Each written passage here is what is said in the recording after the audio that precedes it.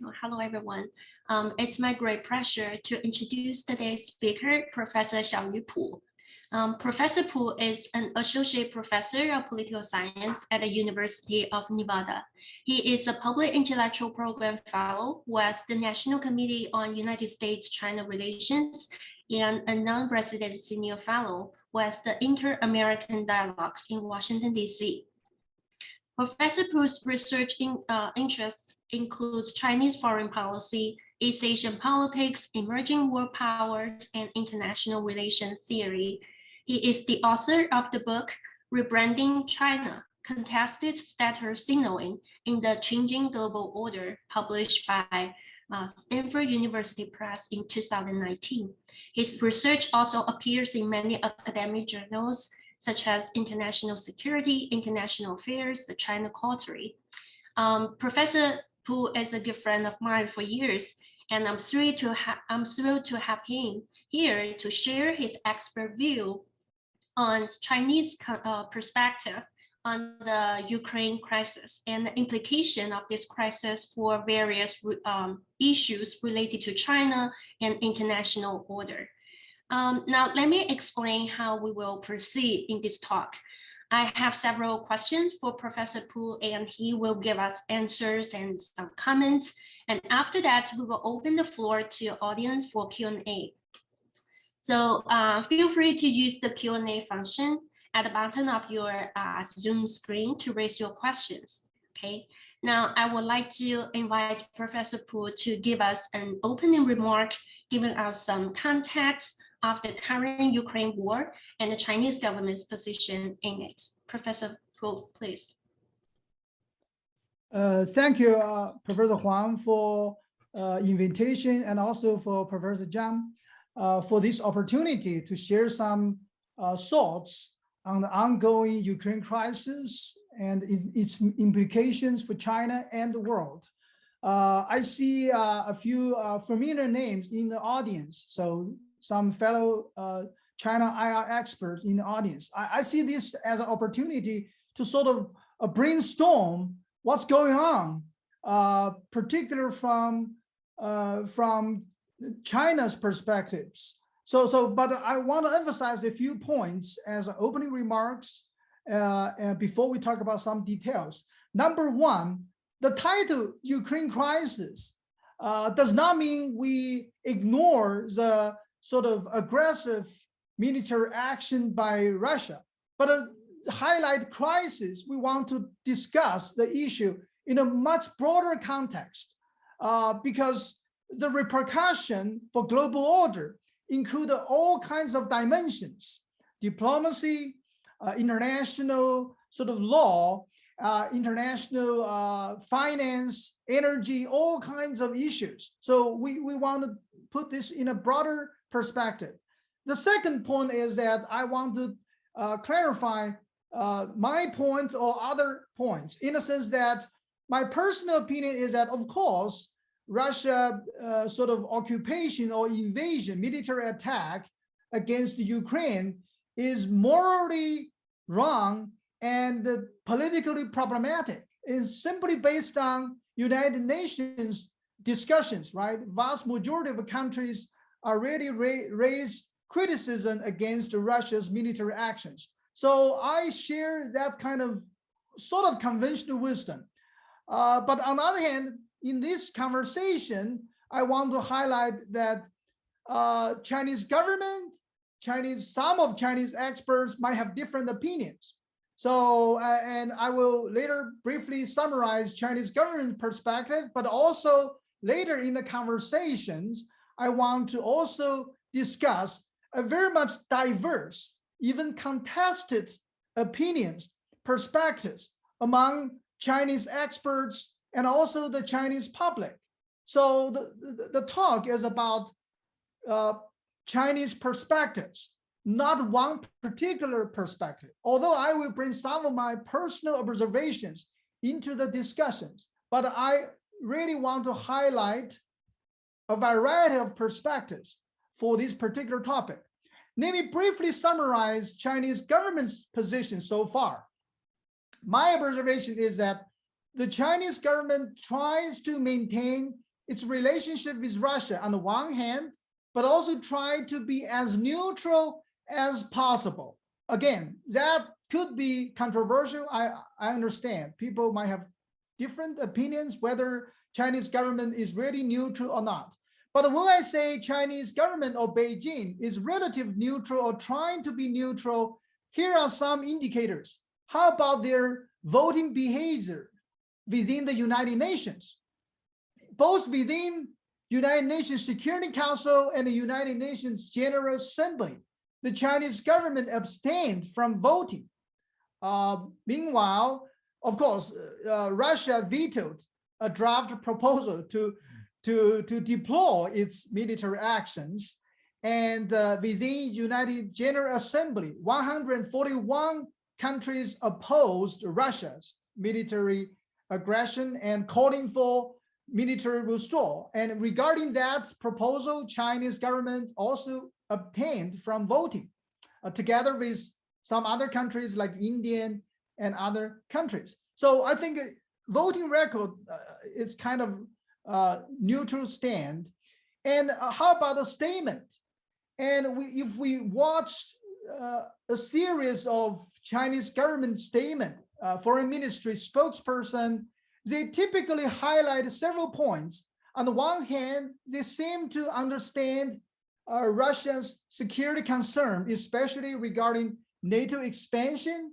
On the other hand, they talk about sovereignty, territorial integrity should be respected. They also talk about peaceful and political sort of resolution of the dispute. That's these different elements. They occasionally highlight one of the three, sometimes all of the three.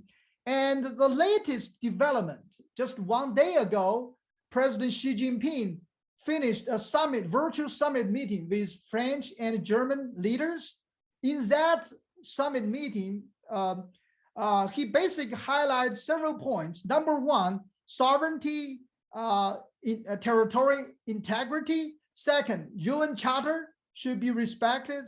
Third, legitimate concern of security of all sides. I mean, to some, that's probably related to Russia's concern about NATO expansion. Number four is peaceful settlement of the dispute.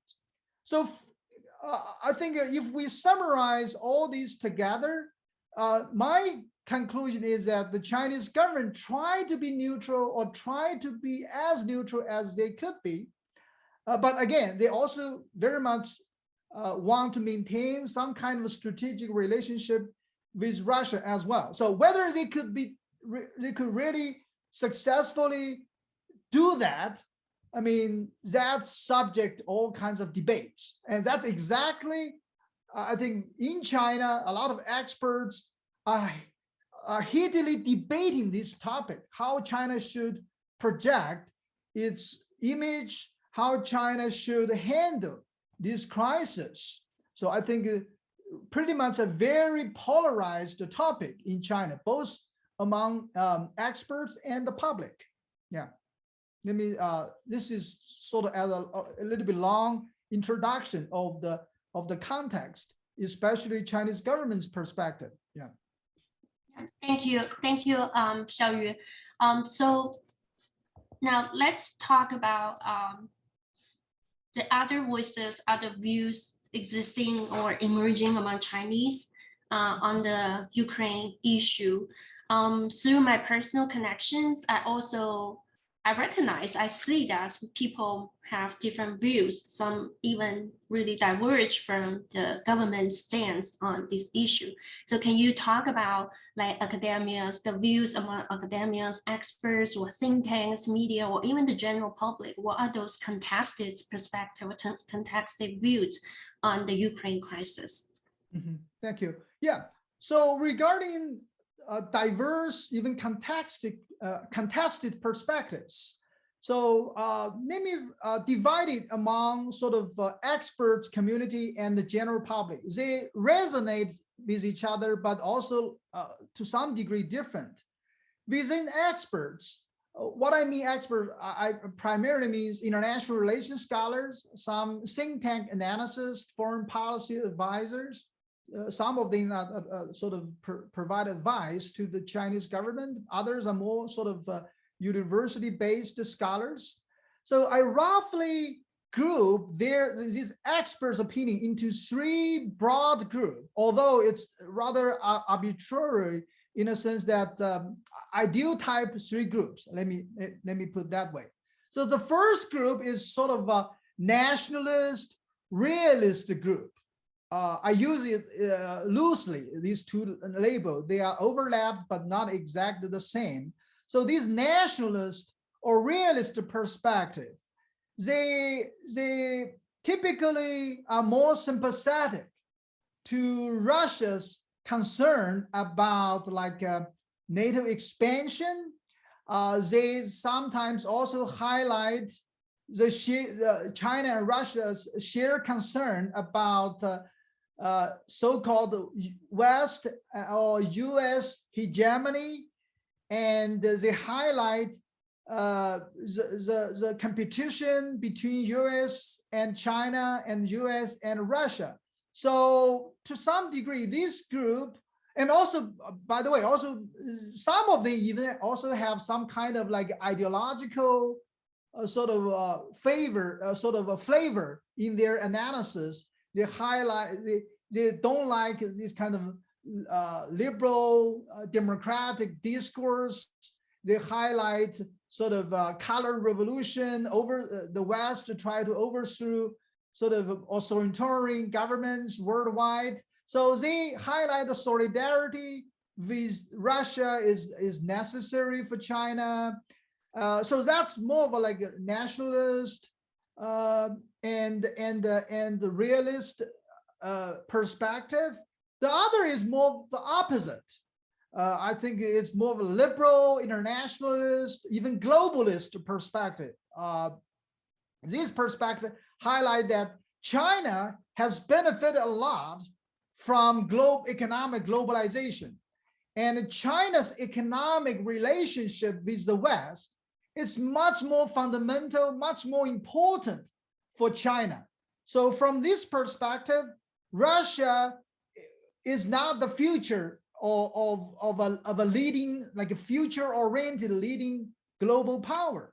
So this perspective pretty much highlight that China should be extremely cautious in dealing with this crisis, in dealing with Russia. Given Russia's sort of military aggression, this perspective really even advise like China should really keep some kind of necessary distance from Russia. So, and also worry about broader implications or even damage for international norms, international law, and China's international image if China side with Russia. So this is more of a liberal, internationalist, globalist perspective. The third group, roughly speaking, I characterize the third group more of like a middle ground, more of a pragmatist approach. So some of their like a sort of labels made from realist perspectives, others made from liberal internationalist perspective, but ultimately the third group primarily worry about vulnerability of China. So what would be a more prudent and pragmatic approach China should take? So some typical argument, for instance, some experts, on the one hand, they worry about like US security posturing against both China and Russia. They even, to some degree, understand, show sympathy even to some of Russia's security concern about NATO expansion, but their policy prescriptions, what should China do? They say, never emulate Russia, because Putin's approach is too destructive. So that's kind of very interesting. On the one hand, show, oh, we understand Russia's concern, but what should Beijing do? Never emulate Russia, because the military sort of attack is too disruptive, too disruptive. The other elements is that some people, some experts, on the one hand, they highlight the reality is China has such a high economic interdependence with the US, with the West, but they worry about some kind of vulnerability because interdependence could be weaponized. This is a very popular notion or concept nowadays. So, given especially, think about the West has mobilized, has used all kinds of sanctions against Russia. I think even some of like a typically, normally might see this China's relationship with the West primarily from economic perspective, but they still worry about all the vulnerability, all the collateral damage, right? The crisis might bring to China. So that's the sort of expert community. Again, this is very rough sort of groups, not necessarily in details. And regarding the public, I think also kind of interesting. I think the Chinese propaganda system promotes some kind of nationalist, in some sense, pro-Russia talking points to some degree. And there is some kind of censorship, but I feel the public is really polarized.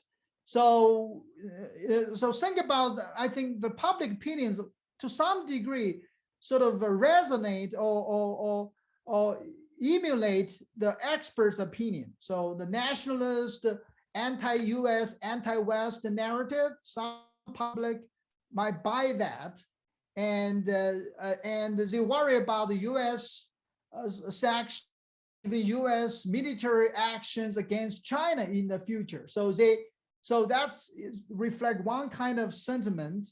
The other is given China's broad international connections, social and economic interdependence with the West, a lot of people also worry about repercussions. And also I think one very salient sort of sentiment is really anti-war sentiment, because China, I mean, for 4 or 5 decades, have not fought like a big war. Even there's some military tensions, border disputes, but never in Chinese society for several decades. It's rather peaceful. I mean, I'm talking about domestic society. A lot of people have enjoyed all kinds of like a peaceful life, international travels, all the broad connections. So they were shocked. They are really shocked by all these kind of images, war images coming out of Ukraine. So one example, maybe some sort of example is that I have some high school friends, some college friends, like they work in like a state-owned enterprises, state media, even finance sectors. Some of them, for a lot of issues, they are pretty pro-government, like pro-Beijing, pro-government narratives. But for this particular issue, they are pretty much shocked and even shaken by these kind of like war images from Ukraine. So I think, I mean, in the society, this topic is very, very polarized. That's, again, I emphasize, very diverse, even though government is censoring some contents, but I think public opinions are pretty diverse, I think, my opinion, my observation. Yeah. Thank you so much. It seems that there is a stark contrast between the government's apparently neutral or ambiguous stance on Russia's invasion of Ukraine and the quite diverse and sometimes even competing or contested views existing among or in the society. So now I want to ask you, what's the government's calculations behind this? Why it keeps so circumspect on the Ukraine crisis? What are those like considerations, interests in the government's calculation?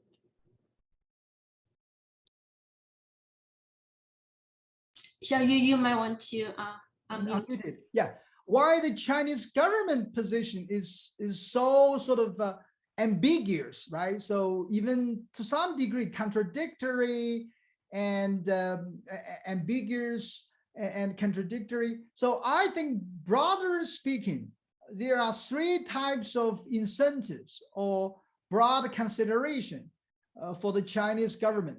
I will first briefly lay out the three key factors, then talk to each of them in slightly detailed manner. So the first is global balance of power and China's strategic cooperation with Russia. The second is the fundamental norms of international relations regarding sovereignty and territorial integrity. That's also very important for China. And the third is economic interest, including potential collateral damage, as well as China's economic relationship with both the West and Russia. I think, broadly speaking, one is about power politics, the other is sovereignty and international norms, and the third is economic interest.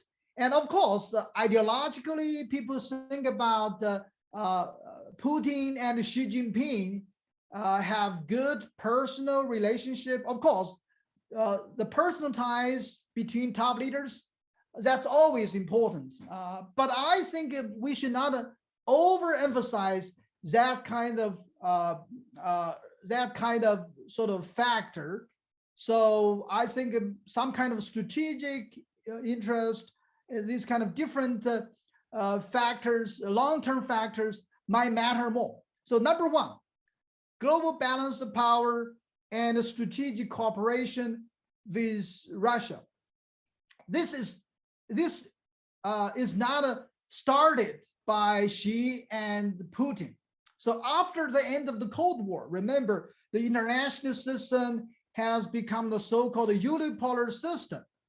The US is the only superpower. So since the 1990s, Russia and China rediscovered their sort of strategic partnership. That's from Jiang Zemin and Yeltsin era, right?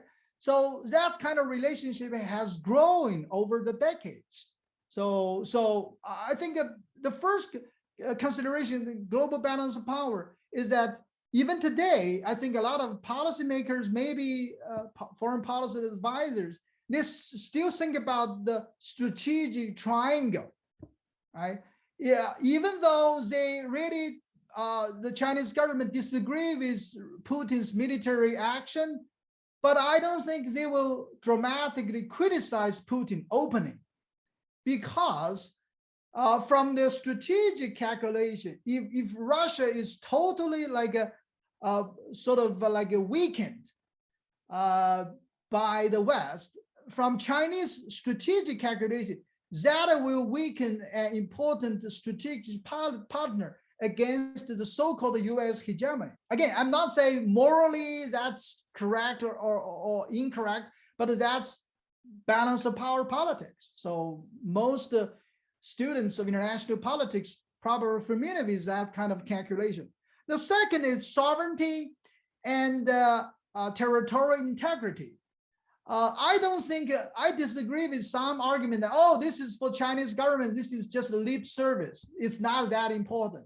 I think this is very important for the Chinese government, because for a lot of issues regarding either Taiwan or Hong Kong or Xinjiang, Chinese government's talking point exactly is to highlight non-interference, territorial integrity, and sovereignty. So it will be extremely awkward for China to openly recognize Russia's attack against the Ukraine sovereignty, right? So that's why even today, the Chinese government has not recognized Russia's annexation of Crimea, even today, right? So because that's contradictory to one of the strongest, not strong, one of the most important talking points of the Chinese government. So I don't think it's just a pay lip service, because that's also, and also, by the way, the Chinese government, of course, always highlight United Nations as the foundation of legitimate international order. So even criticize NATO or American alliances, but always emphasize United Nations. What Putin is doing is obviously violating the founding principle of or some of the key elements of United Nations centered world order, right? So I think that's second element. The third is about economic interest.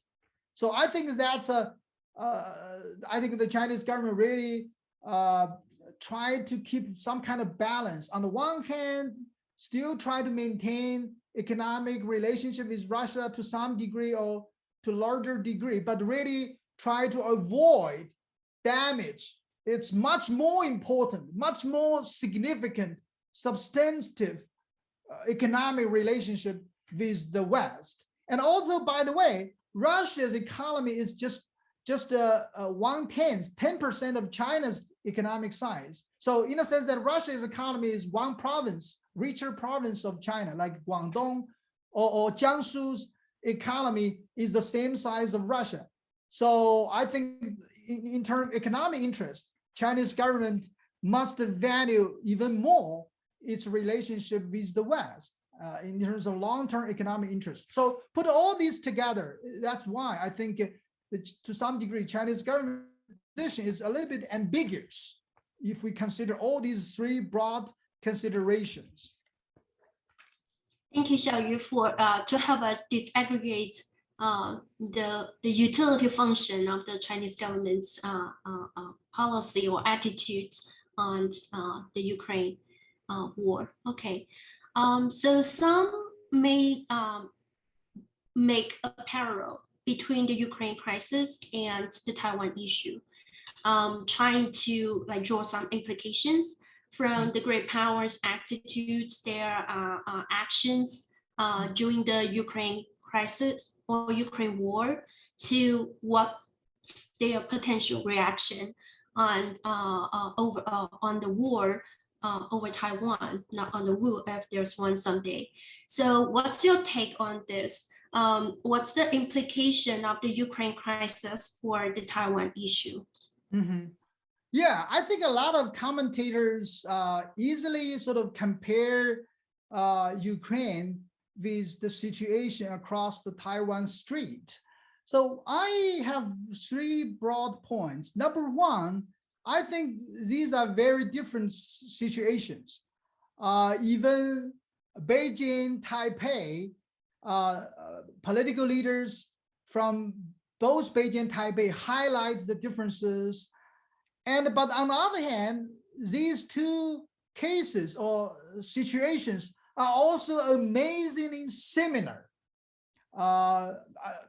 The third point is, what kind of lessons should we learn? Or should political leaders, policymakers, opinion leaders from Beijing, Taipei, and Washington should learn? So I know there are different kinds of implications or interpretations about this. Number one, what are some of the differences? The differences is, number one is political and the diplomatic context. Context is very different. Ukraine, despite its complicated relationship with Russia, Ukraine has been a founding member of the United Nations. Ukraine has been a very large, at least middle-sized, independent country for several decades. Ukraine has maintained very broad diplomatic ties with more than 180 countries worldwide, and including very friendly relationship with China. So I think that's the Ukraine's international diplomatic context. Taiwan's circumstances is, should we say, much more complicated, right? So within Taiwan, of course, let me first, Beijing, Chinese leaders, of course, think about, assume Taiwan is sort of China's internal matter. Taiwan is part of China, but in Taiwan society, leaders and the public have a different opinions about its relationship with China or mainland China. But even Taiwan's constitution, formerly called Republic of China Constitution, has not yet defined Taiwan's status as like entirely sort of independent nation state, right? This defining its relationship with mainland China, very complicated. So I think that's political diplomatic context. And in terms of security, I think the United States and the West are supporting Ukraine, but the United States has been very clear. It will not send military troops to help defend Ukraine. But the U.S. security commitment toward Taiwan is much more ambiguous, should we say. So I think that's sort of a difference. Similarities, let me briefly highlight two similarities: strategic and ideological or ideational. So strategic means why this is very amazingly similar situations. It's about the relatively smaller actor, how to position in a competition between two great powers or even superpowers. So Ukraine between US and Russia, Taiwan between US and China. So there's some sort of like when we think about strategic interactions, there's some similarities there. Second is ideological. So a lot of politicians, leaders, even some experts will frame this as a battle between so-called a democracy versus autocracy. I think that's actually some people would view that as some sort of similarity. Ideological or identity politics, I think very similar, to some degree similar, in a sense that we in Taiwanese society.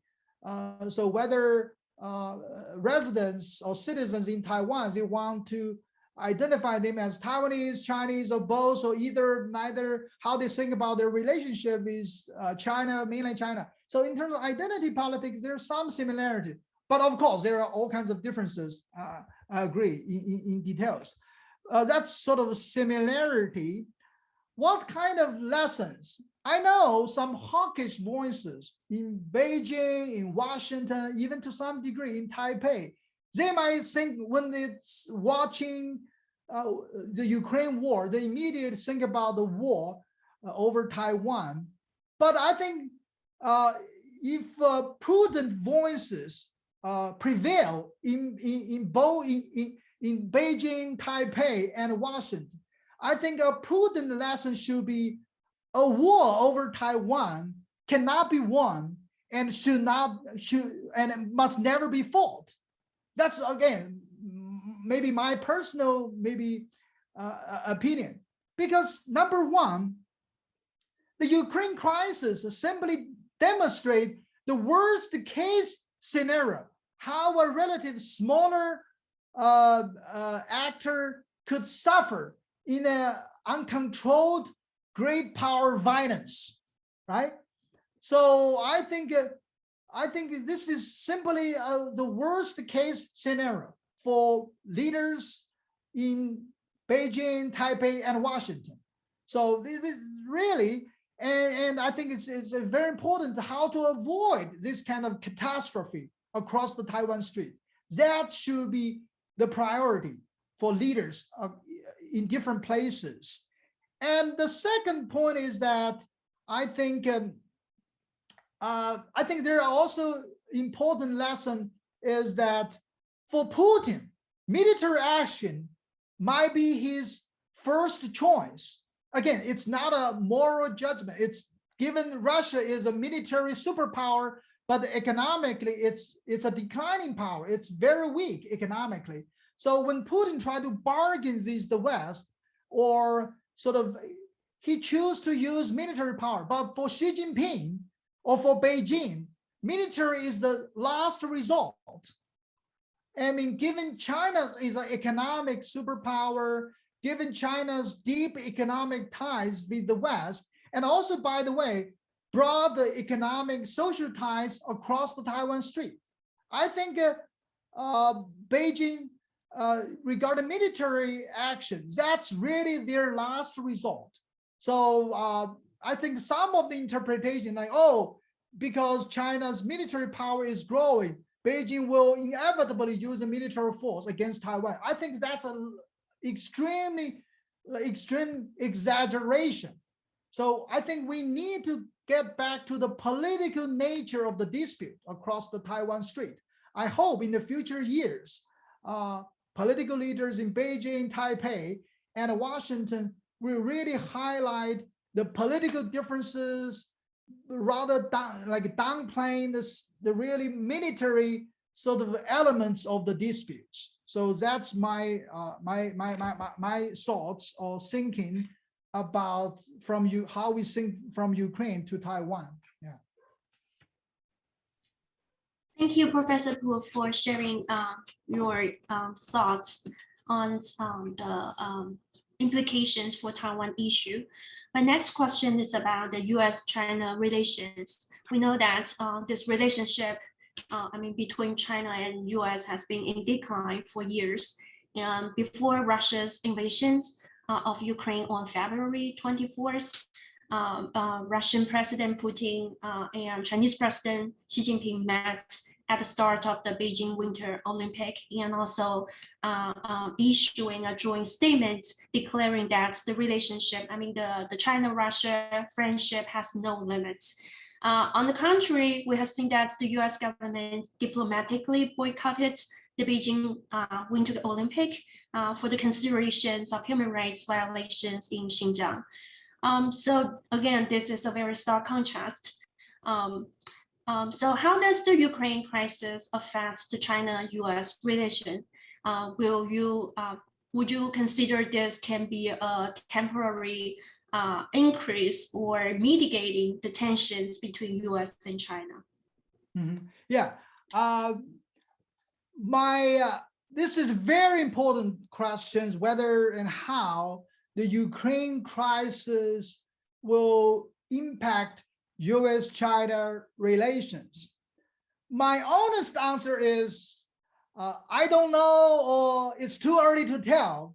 But given this circumstances, if I still try to provide some preliminary analysis, I think there are different perspectives, different factors. It depends on how these different factors shape the situation in the coming weeks or months or even years.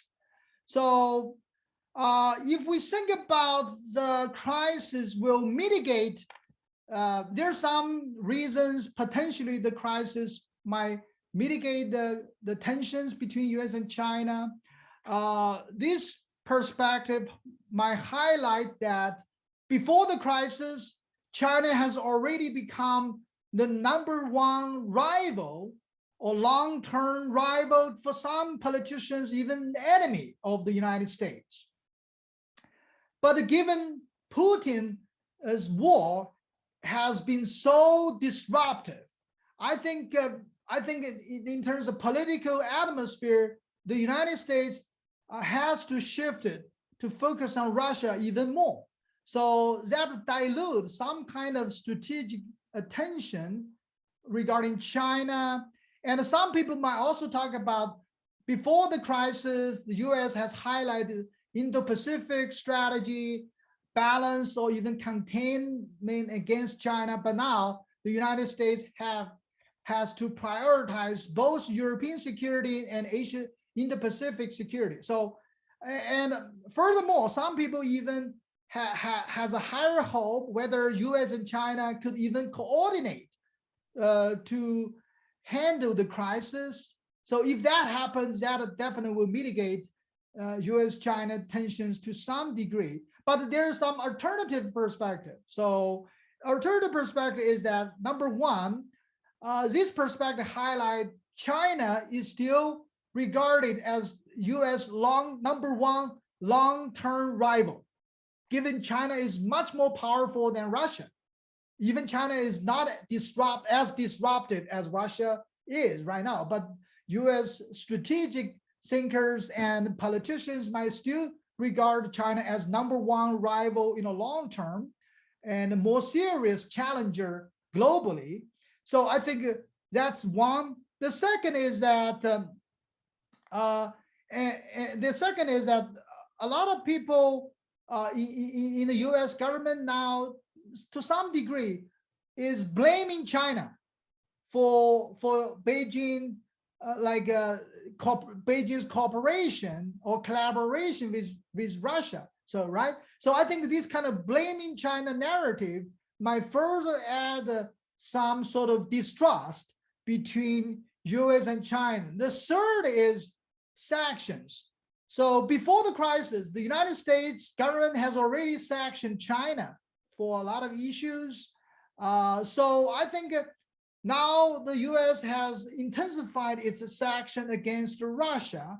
That means the existing sanctions against China might become more complicated. So I think if China overall, if both China and the United States cannot handle their relationship prudently, I think the crisis might add more distrust, more uncertainty to the bilateral relationship. I think that's why I think for both sides, policymakers in both US and in Beijing, they really need to think carefully how to handle the crisis. So when possible, whether they could collaborate even to a lesser degree, but whether they could collaborate, I think deeply about that. Yeah. Thank you. My last question is a broad one. So maybe you can talk about how the Ukraine crisis will change or has changed China's view, strategy, and actions regarding the current world order. Will the China-Russia partnership or alignment substantially strengthen in the near future? And what's the implication for the world order in general? Mm-hmm. Yeah, I think this the Ukraine crisis is a very significant event for the world order and also for strategic thinkers worldwide, including those in China. So when we talk about the implications for China's relationship with world order, I want to basically highlight two dimensions. The first is the Chinese leaders often talk about a topic called the central theme of the time. The Chinese language is called 时代的主题, the central theme of the time. The second element is China, what kind of role China should play or could play in an emerging world order. So these are the two elements I want to address. Regarding the central theme of the time, in the open air reform era, since Deng Xiaoping era, Chinese leaders always emphasize the central theme of the time is not war and a revolution during the Mao era. The central theme of the time is peace and development. So Deng Xiaoping's emphasis of the central theme of the time as emphasize peace and development and the central theme of time, that is a very much important strategic thinking that shaped China's opening and reform era. That's also shaped China's relationship with many Western industrialized countries, right? So a big challenge is given the recent intensified strategic competitions between the United States and China, given the worsening relationship between China and the West. Now, the Ukraine crisis or the war in Ukraine, whether that compel the Chinese leaders to rethink the bigger picture of the world order, right? Should China be more actively to prepare for the worst case scenario, or should China still sort of highlight sort of the peace and development as sort of like a major thing of the time? So I think that this is the first sort of big question for the Chinese and for Chinese leaders in particular. The second is, what kind of role should China play? So many years ago, I co-authored articles with my former advisors, Randy Schweller. During the global financial crisis, we envisioned China could potentially play three kind of roles. One, China could play a spoiler role, delegitimize the existing American-led or Western-led international order and replace it with something entirely new. So that's sort of like delegitimization of the existing order and recreated a China-centered sort of led world order. So this is the first vision. The second is supporter role. So this kind of is more like a responsible stakeholder narrative, talking about China has benefited from the existing order. China should be eager to contribute to the existing order, provide more public goods, collaborate with major powers, including the Western powers. The third is shirker.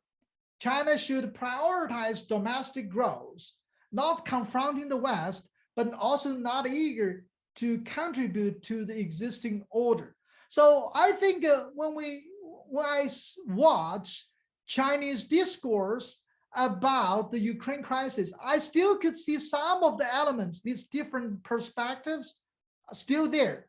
Like, should China emphasize delegitimization of the Western-led order, or collaborate with Russia, create an alternative order, or should China really emphasize the collaboration with the existing order? I think that kind of question has still enduring relevance.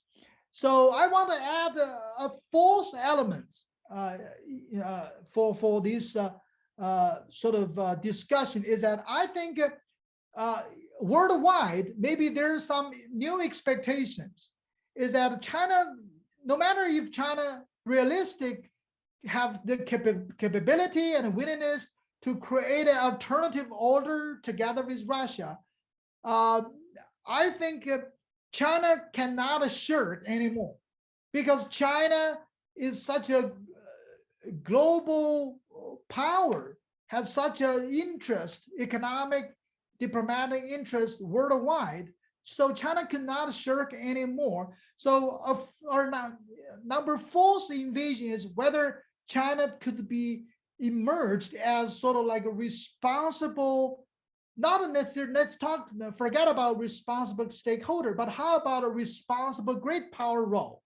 How about China could be a co-leader, not a new hegemonic power replacing the United States, but how about whether China could work with other great powers like France, Germany, or even India, despite tensions with India, whether China could work together with other great powers to really play some kind of co-leading role in mitigating the problems, dealing with global challenges. So I think that might be another voices emerging from China, but I think that's also emerging from global community.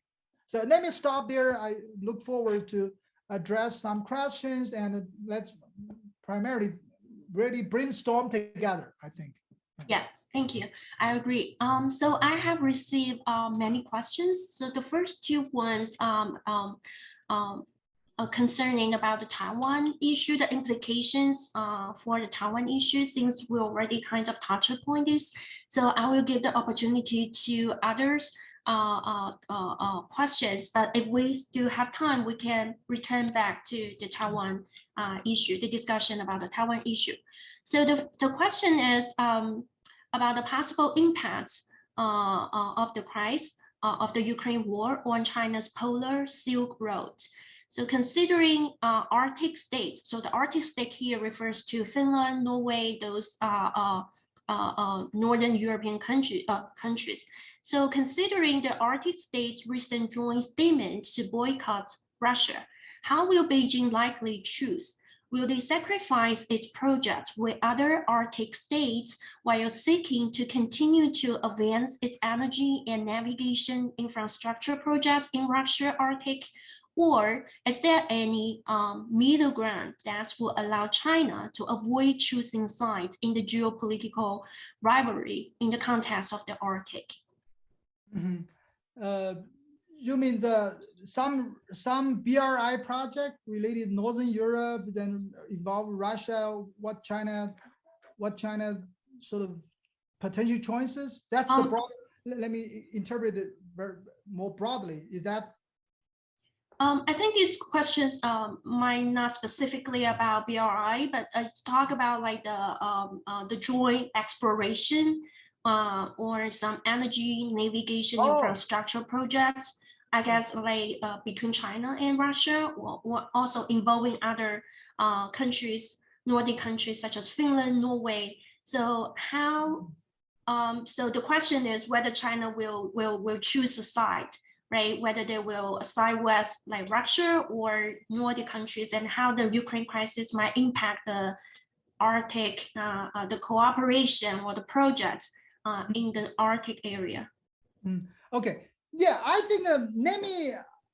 This of course I'm not an expert energy policy or Chinese energy policy, but let me like throw out some broader sort of analysis. I think the Chinese government might try to be neutral as possible, but I think it will be increasingly put into very awkward position. So I think what they will do, I predict Beijing will do is more of like a case by case, in a sense that if some projects is primarily only between Russia and China, like some energy project, maybe Beijing will try to preserve those projects as many as they could.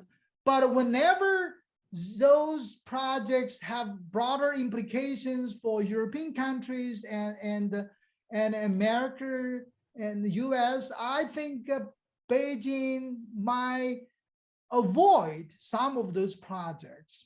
And maybe, again, my overall prediction is they will examine these case by case.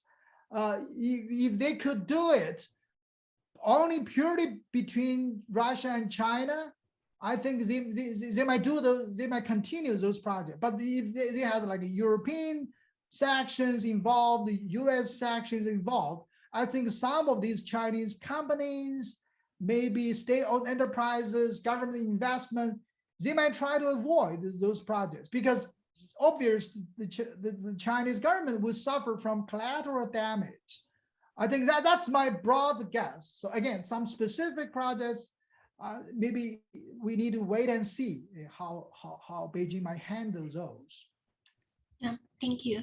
So I see some questions related to media and how the government responds to the media and handling the media during the crisis. So one said, watching Xinhua, it seems that the Chinese people cannot access images and news that show how much strength spurs in Ukraine citizens fighting for freedom.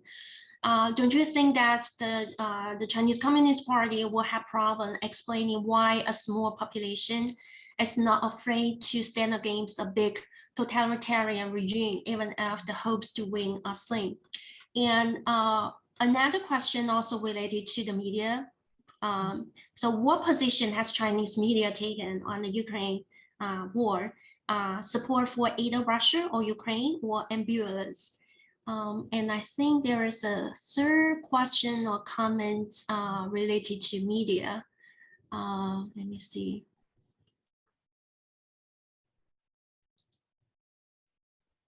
There was a piece in New York Times recently about CCP opening room for Russian propaganda messaging while cutting access to less biased reporting on the war.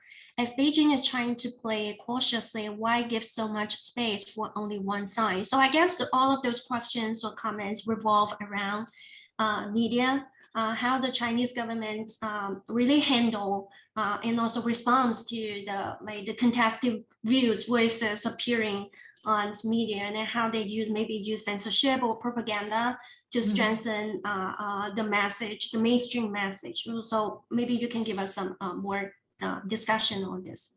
Yeah. So again, I'm not an expert of Chinese media itself, but this is purely based on my limited observations of Chinese media and their tendency, and also my interactions of some average Chinese citizens and some experts.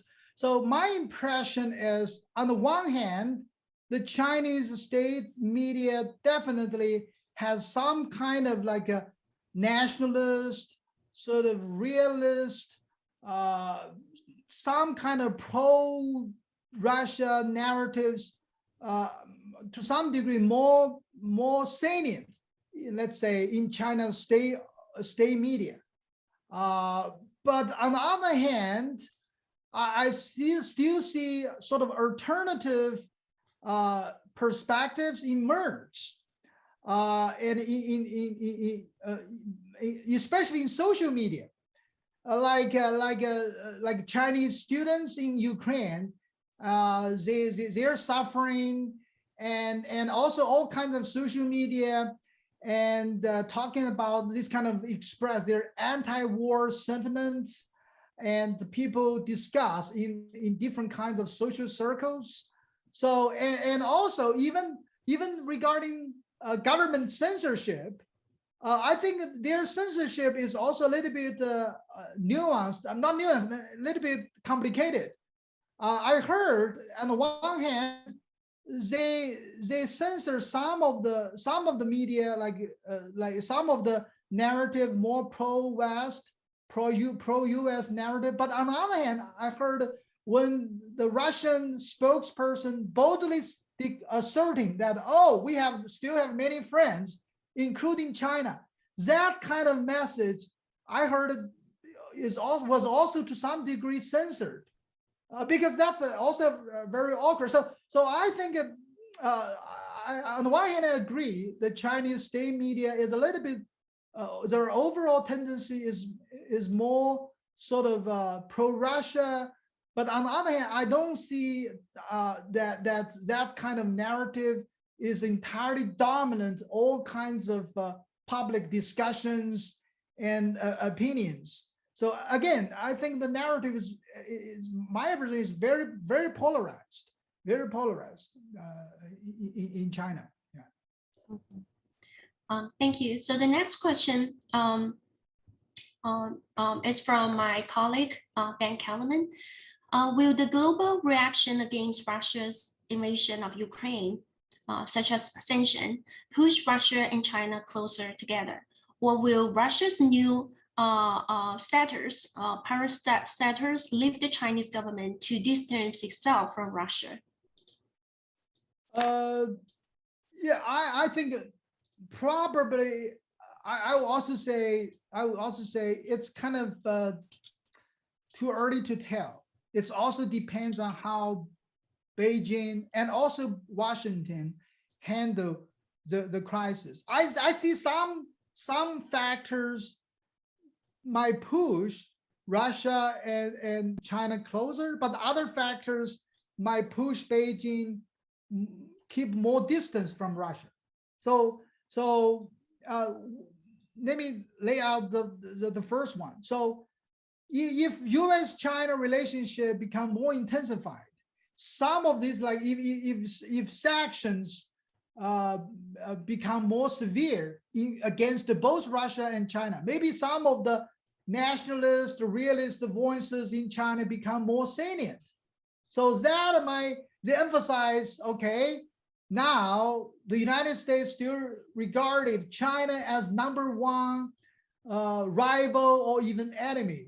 China needed Russia as a strategic counterbalance against the so-called U.S.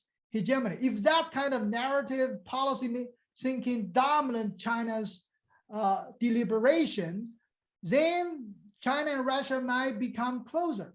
But on the other hand, if some of the more globalist, moderate voices sort of still have a say in China, if the United States, to some degree, moderate its approach toward China, so think about it. So Russia is not the future, a future global leading power, right? So as I lay out, some of the experts in China, they highlight Russia's economy is such a small, so small. So if you put boldly, maybe not accurately, if China become, or if Russia become a giant North Korea, why Chinese leaders, if future-oriented Chinese leader would further side with Russia, right? If Russia is further weakened economically, further isolated diplomatically, what would a wise and prudent Chinese leaders side with Russia even more? I think at least that's the alternative perspective is still, or I predict would still be very influential. So I think my best guess is that maybe Chinese leaders will try to muddle through. Yeah. The next question, China just sent aid to Ukraine. How do you interpret this move? Do you think it will lead to a more substantial role for China in the resolution of the conflict? How will China's gesture affect Russia if it can have an impact? I think China's sort of humanitarian aid is a positive gesture in a sense that this is not a controversial, and also this maybe Beijing tries to project an image of responsible sort of great power, is willing to provide international public goods. I think it's a positive gesture. And regarding Beijing, to what degree Beijing could really mitigate, I think expert community have different opinions. I heard and some Chinese experts are very eager to provide some sort of policy recommendations to the top. I mean, some of them have channels to submit it, some kind of like a policy advice to top leaders. And some of them really are eager to sort of try to suggest China should boldly mitigate the conflict, because given China has good relationship with both Russia and Ukraine, China at least has workable relationship with the West. So China could be a natural and a mitigator. So, but I also heard sort of some doubts in a sense that whether Beijing has both willingness and capabilities to mitigate the conflict. Number one is that both Russia and China try to maintain strategic autonomy. So the relationship is not a typical alliances. So I don't think like Xi Jinping is willing to anger Putin if Beijing is really giving too much pressure to Moscow. So that's regarding willingness. And the second is even Xi Jinping tried to persuade Putin, whether that worked or not, that's also very doubtful. But I think Beijing is really willing to work multilaterally. I think at least we already see some indicators, like work with France and Germany, collaborate with European countries to mitigate to some degree. What I want to highlight, what interesting thing is, how about the BRICS, right? The emerging powers mechanism BRICS. So whether that still functions, right? Both China and India have taken a very similar sort of neutral position regarding the disputes, whether China and India could collaborate to some degree to mitigate the conflict to some degree. I'm not saying we should have a very high hope that Beijing could really mitigate, but if Beijing could contribute slightly positively to help negotiate a peaceful settlement, that might be a positive thing, I think. Yeah. Next, some ask you maybe to give some comments about the Western countries, like in order to impose the sanction, like seize the property of Russian oligarchs, and it might have some implications for the rich people in China. Do you have any comments on this? You mean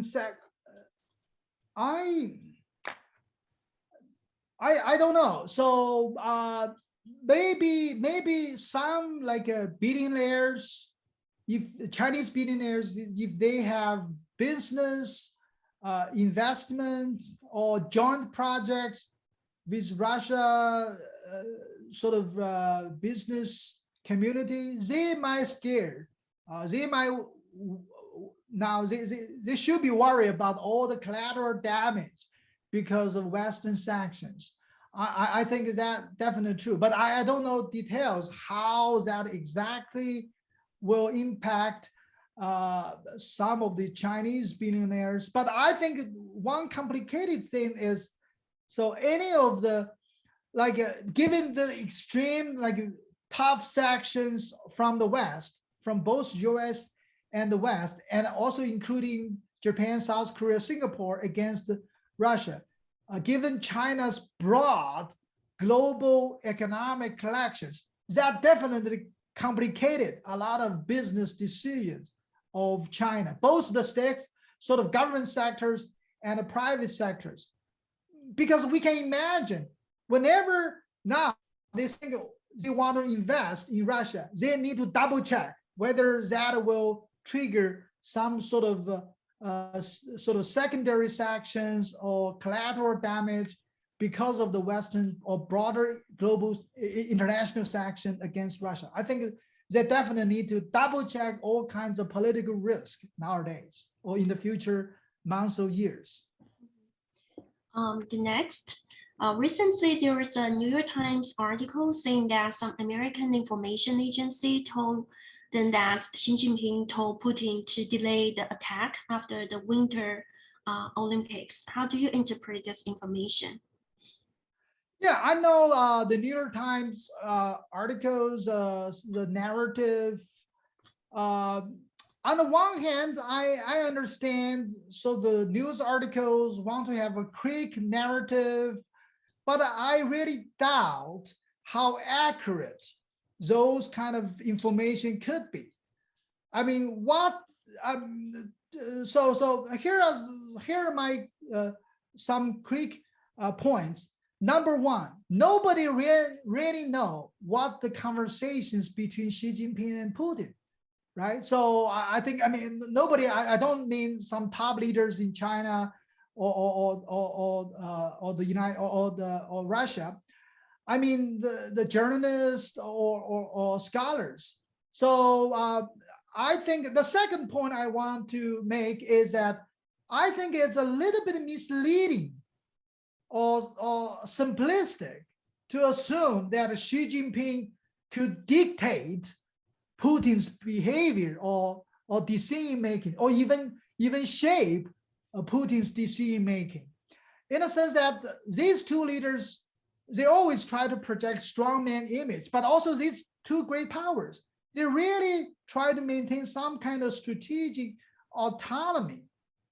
So I don't think Xi Jinping could really dictate whether Putin will take military actions or when Putin will take military actions. But on the other hand, when Putin make decision, did he consider Xi Jinping's potential or Beijing's potential reactions?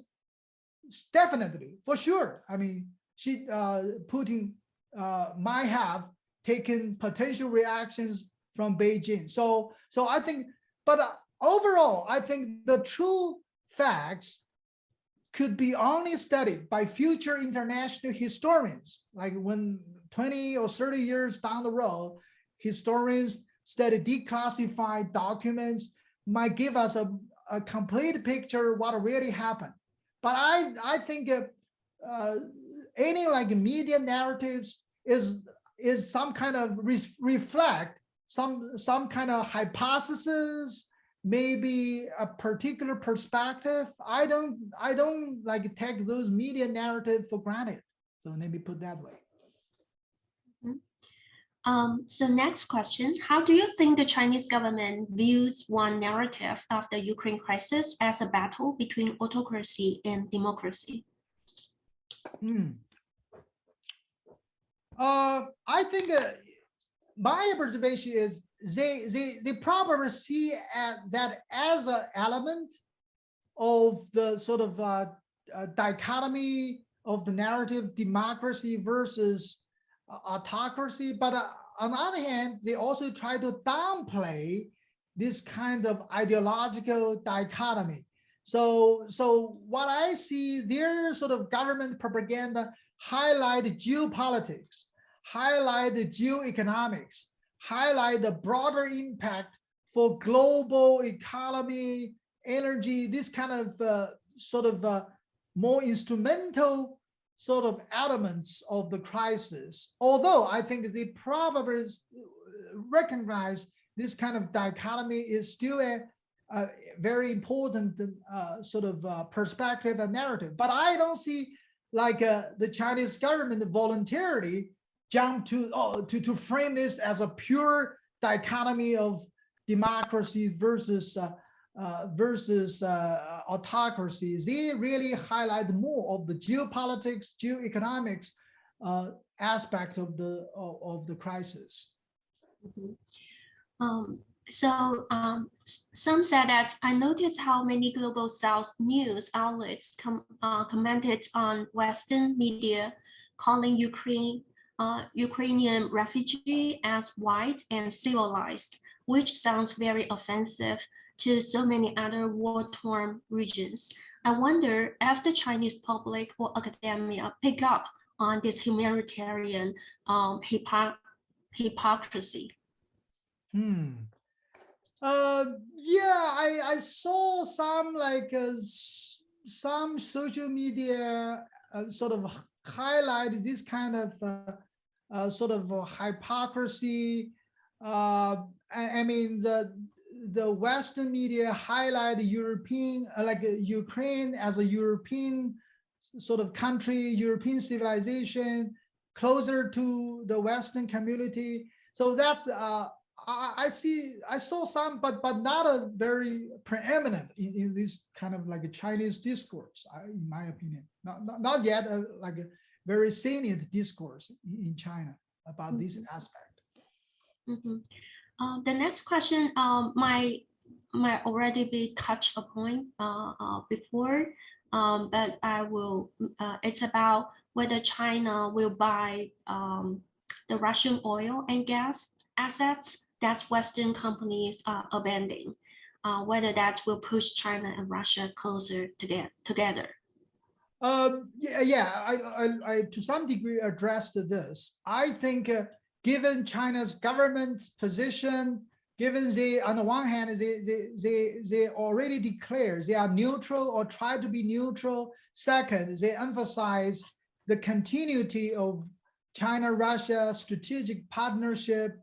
They have not joined any like a sanctions package from other countries. So I think any of the bilateral transactions, they will try to preserve as many as they could. But any of the transactions have implications for US, for European countries, they will be more cautious. But like pure bilateral transactions, they will continue. I just read the news, the Chinese foreign ministry spokesperson even speak that today or yesterday that energy relationship with Russia will continue. Again, that of course will be controversial from Western perspective, but what I expect is that that's the reality the Chinese government has to face. So yeah.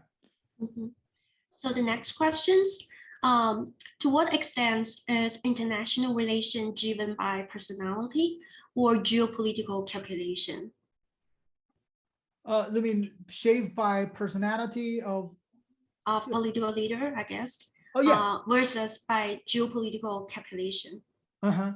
Yeah, I think different IR theorists might highlight different factors, strategic factors, domestic factor, ideological, even individual leader factors. The reality is a little bit all, right, or both. When we talk about geopolitics versus personality. So that's why I think one big controversy is about like Professor Mearsheimer's like offensive realist argument about again NATO expansion, maybe to some degree compel Russia to react against the Ukraine. But I think personality still matter. Also, domestic politics matter. So Putin and I think and Xi Jinping and Chinese, Russians, domestic politics, they matter a lot in their calculation. So we cannot say geopolitics geopolitics, of course, shape the context, long-term context, decision maker when they make decisions. But the particular actions is always made by particular leader. Like even NATO expansion explain Russia's sort of strategic tensions they might face with the West, but taking a bold military action, that's entirely or largely Putin's decision, right? So imagine another leaders in charge in Russia, he or she might take different actions in responding to NATO expansion. I don't think structural factor geopolitics determine any decision, but as geopolitics shape policymakers' decision. Yeah. Mm-hmm. The next question is more like comments. The UN observer Richard Goldman has commented on China that my impression in late February was that the Chinese were caught quite off guard by what was going on. They became distinctly defensive, distinctly reactive.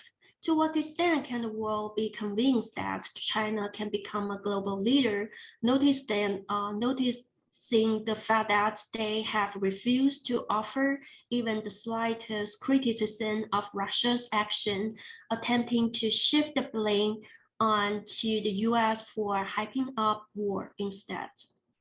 I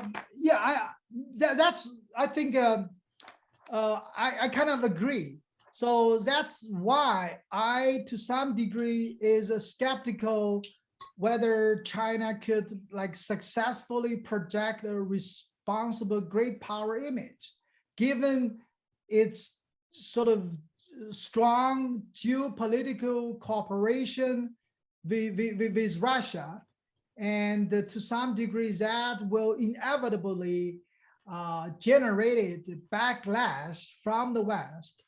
So but on the other hand, I kind of also understand sort of some of these like a geopolitical calculation of Chinese leaders, because when I say I understand, I'm not necessarily say I approve or enthusiastically sort of support that kind of perspective. But imagine Russia entirely sort of collapse, right? Then China becomes again returned to the number one enemy of the West. Is that good for China geopolitically? I don't think so. I mean, so I think that's why I think dynamas or sort of awkward positions, that that largely reflect the reality Chinese leaders might face in the future years. Because if this if they face a geopolitical environment when Russia either collapse or even further weakened, then I mean the United States might have more resources to like contain China. At least that reflects some of the worry of the Chinese leaders. So I think that's why the Chinese government might try to mitigate how to, on the one hand, maintain relationship with Russia, but on the other hand, try to keep distance whenever possible. So again, maybe it's a mission impossible to some degree, but I think that's the realities they have to face. Great. So I think we already addressed most of the questions since we still have several minutes left. So let's return back to the Taiwan issue.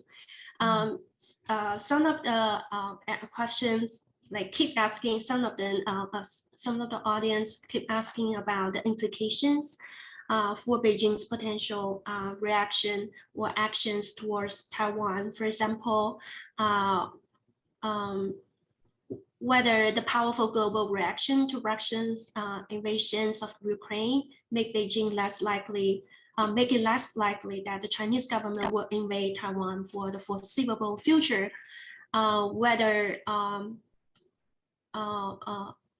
given that the Chinese government's call for a peaceful resolution to the Ukraine crisis, whether it means that it will not preemptively invade Taiwan, and whether she view Russia's campaign as a test case and see that the Western's reaction is so strong that it may shoulder claims on Taiwan.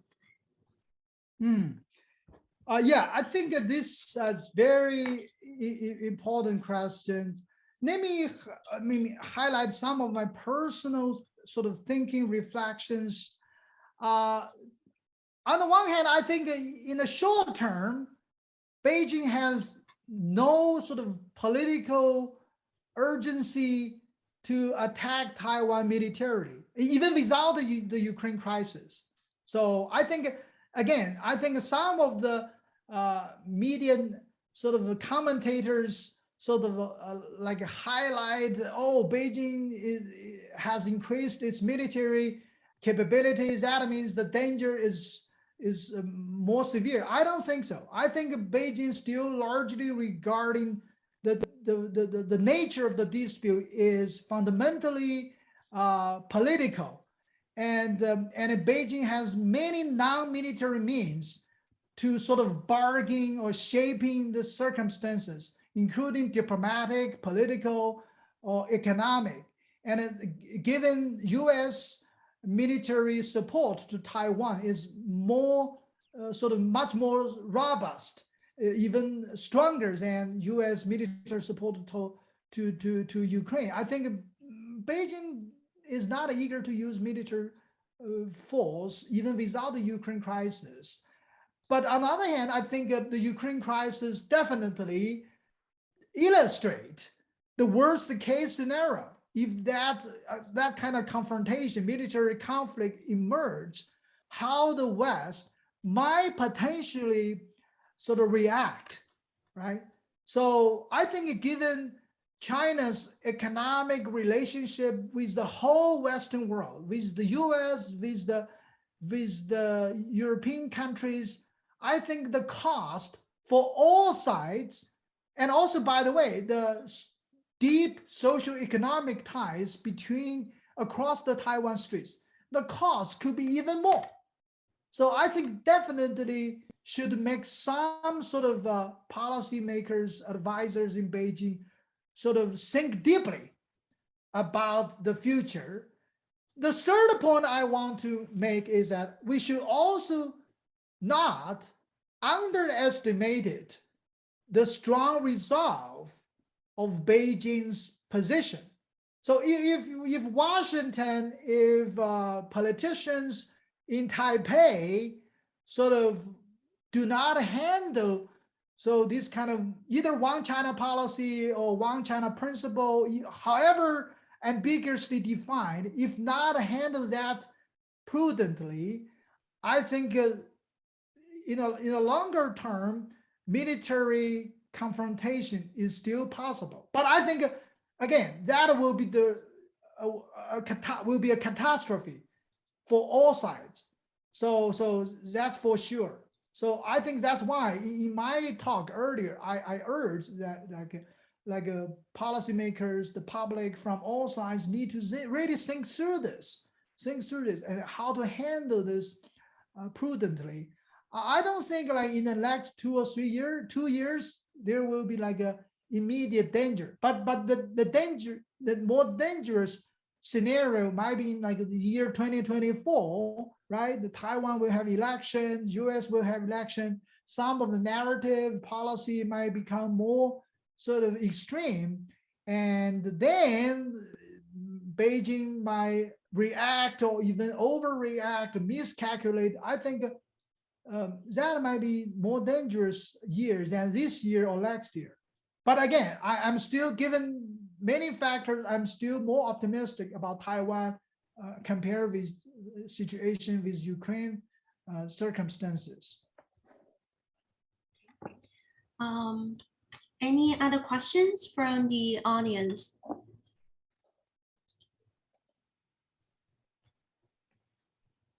If not, I think we perfectly right on time.